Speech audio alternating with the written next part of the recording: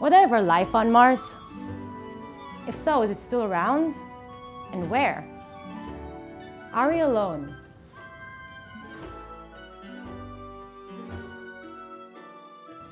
I'm Bea Baharier, a first-year PhD student at the Astrobiology OU at the Open University, and these questions keep me up at night.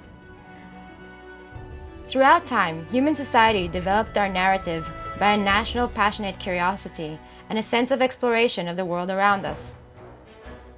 My story starts with my personal quest to understand the effect of every living thing on the environment through time and space, and the environment effect on life. Are we complete separate entities, or a complex symbiotic relationship, shaping each other in each evolutionary step through time and space? Mars is at the outskirts of the habitable zone when it comes to its distance from the Sun. However, we don't see life on the surface as we see on Earth. As a geologist, life is not just a spatial question, but also of time and environment.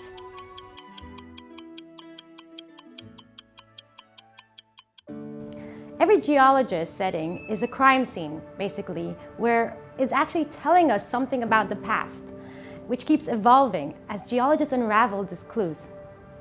As seen from the geomorphology and geochemistry of Mars, it once may have had a more habitable environment, while Earth was a big ball of magma.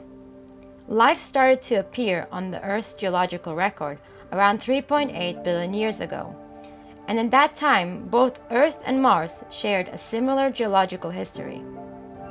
However, at that time, Mars and Earth shared a geological history, but Mars started to lose a lot of its habitable traits. It lost its surface water, most of its atmosphere, and weathering was dominated by sulfuric acid, as we see from the geological record. If life ever evolved on Mars, it would need to find shelter, maybe in hot springs, beneath the surface, or in evaporitic deposits.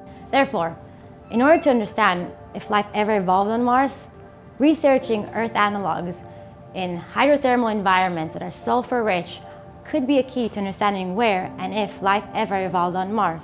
In the search for putative habitable environment for Mars, I'm looking at a Jurassic Mars analog site from Utah, USA, from the San Rafael Swell.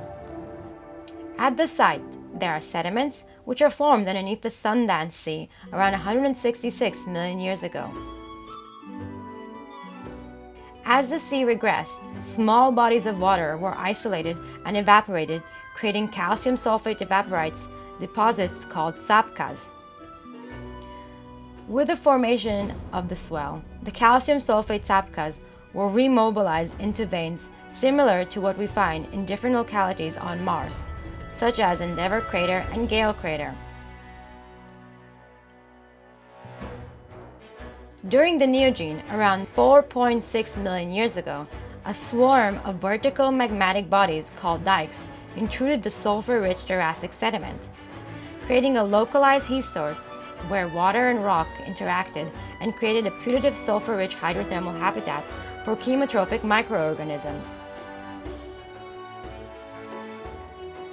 Calcium sulfate minerals contain different amounts of water, and upon heating, the water is released from crystals amongst other elements which are mobilized and potentially creating a habitable environment.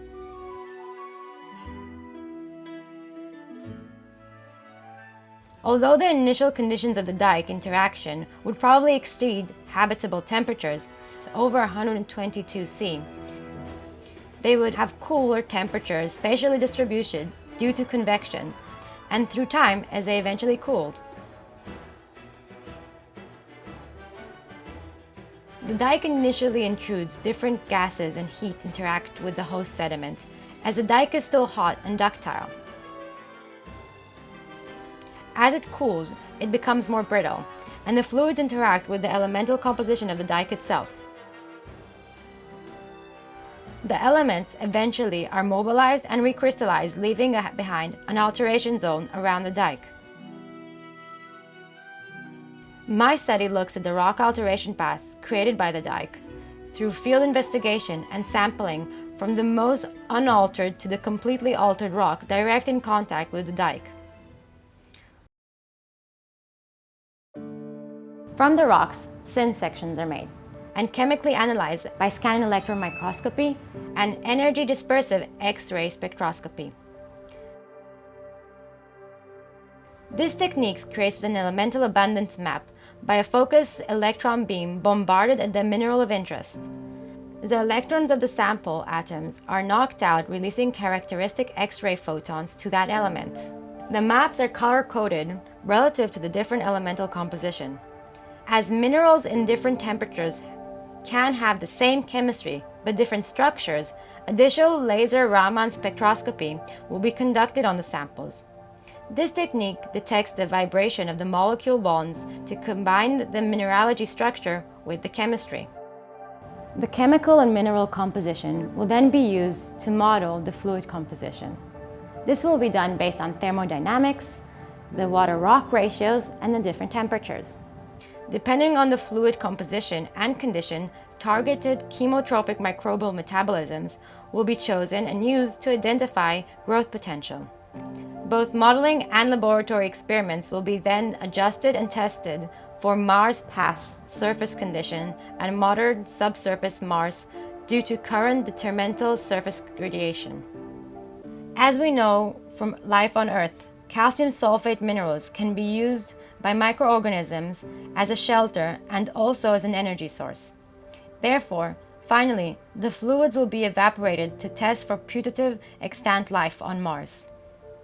The Raman data can be later used to compare with the NASA Mars 2020 Perseverance mission, which has the Sherlock Science Instrument, abbreviated from Scanning Habitable Environments with Raman and Luminescence for Organics and Chemicals.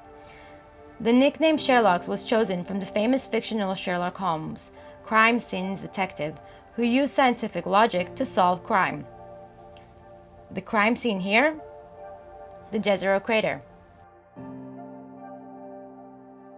My research in Utah has direct implication for searching for habitability in the Jezero crater in the upcoming mission of Perseverance, as Jezero crater has direct magmatic rocks in contact with sulfur-rich sediments.